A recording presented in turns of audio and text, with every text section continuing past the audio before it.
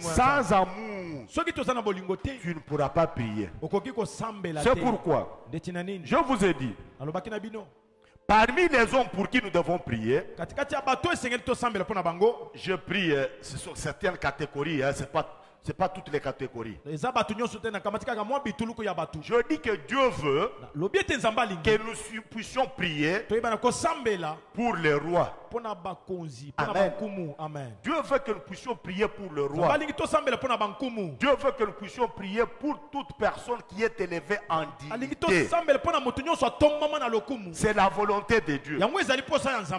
Si nous ne découvrons pas que prier pour une autorité élevée en dignité, prier pour un roi, prier pour un président de la République relève de la volonté de Dieu, on ne le fera pas.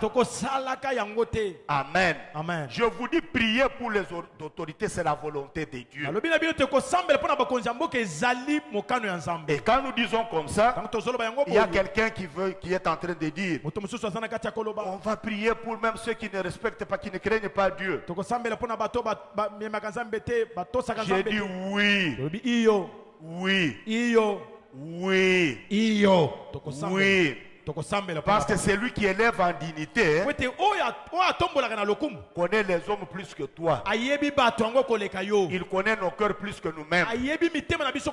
Et Dieu élève qui il veut. Amen. Amen. Il élève qui il veut. Mais le devoir qui nous revient, nous, en tant qu'Église, c'est de prier pour le roi, pour le président, pour tous ceux qui sont élevés en dignité. C'est pourquoi nous disons à l'Église, nous devons prendre le temps de prier beaucoup pour notre président de la République. Je le reprends encore. Nous devons beaucoup prier pour le président de la République. Pourquoi? Parce que c'est Dieu qui l'a mis là. Selon la parole de Dieu. 2. Il a confié ce pays entre les mains de l'Éternel. Bien aimé, ça je vous dis que il n'y a que des aveugles qui ne savent pas voir. Il n'y a que des gens petits en esprit qui ne peuvent pas voir ça. Prendre tout un pays, le confier à Dieu, à son Dieu. Notre pays, c'est un pays laïque. Amen. Amen. Nous n'avons pas une religion qu'on nous impose. Mais aller jusqu'à prendre ce risque-là, de recommander le pays à un seul Dieu dont le nom est connu, l'Éternel d'hier et Jésus-Christ d'aujourd'hui. Il faut être un homme de Dieu pour le faire. Amen. Amen. Il faut être un homme de Dieu pour le faire.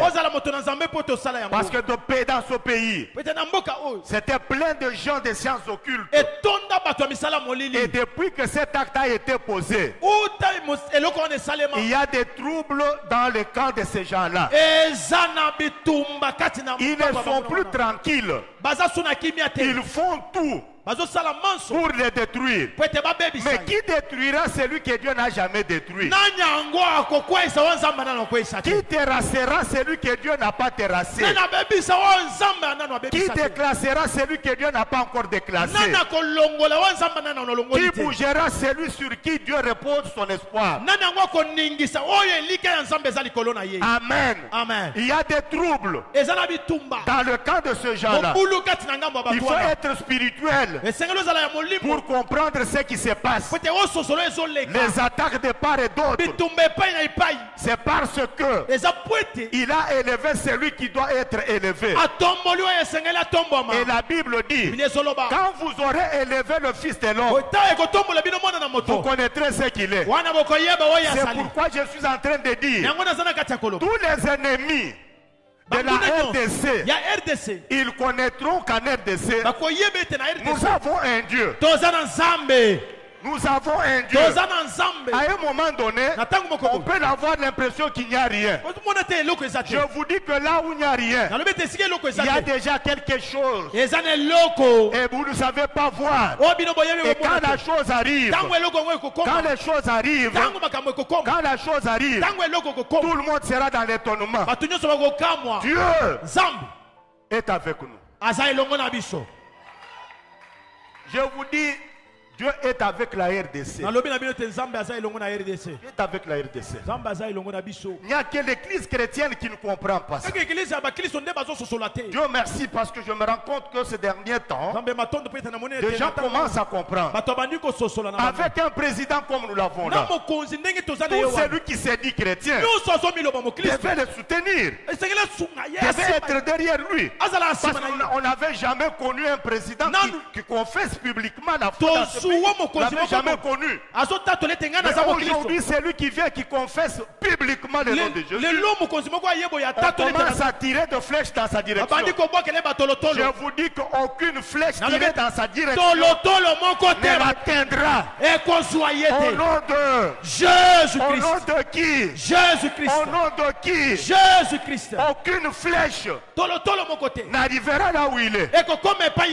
Parce que Dieu est avec lui. Dieu est avec lui.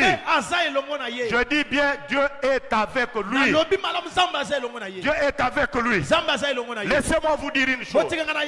Si nous ne saisissons pas cette opportunité, un jour, Dieu nous dira, je vous ai donné un président. Je vous ai donné mon fils.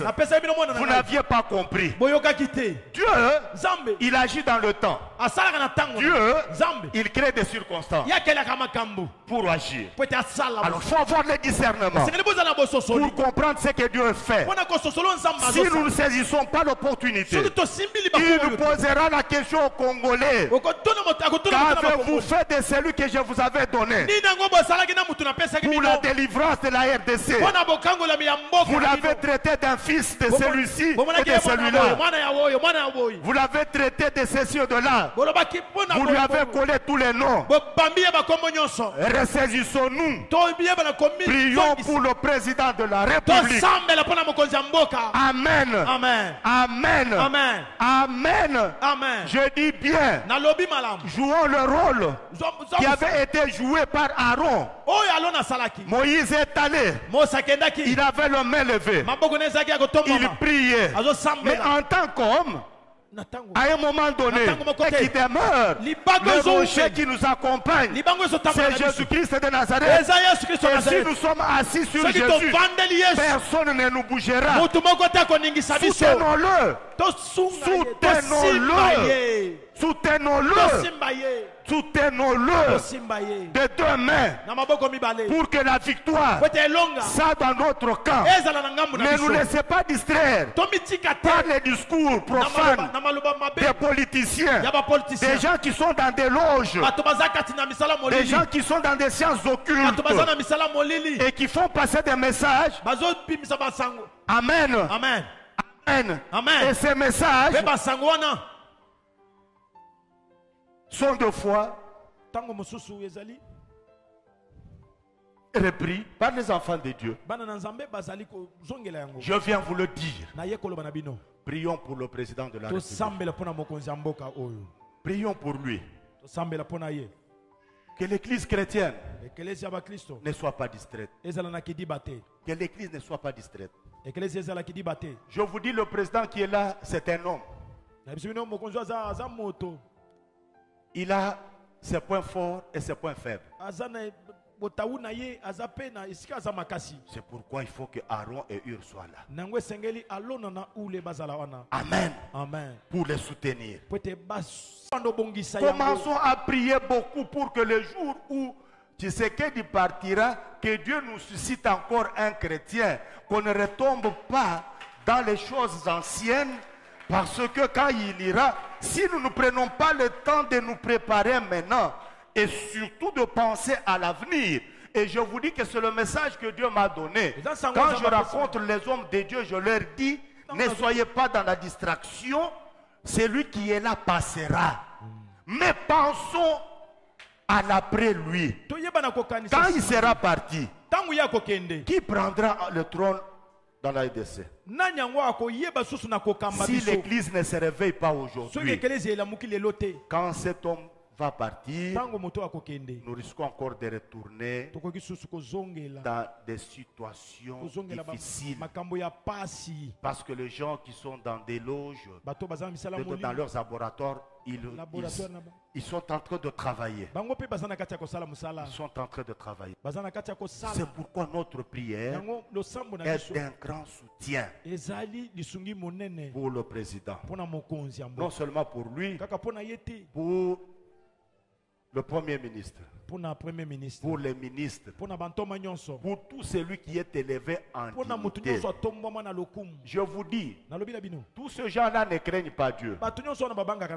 Amen. Amen. Tous ces gens-là, la plupart ne craignent pas Dieu. Ils ne craignent pas Dieu.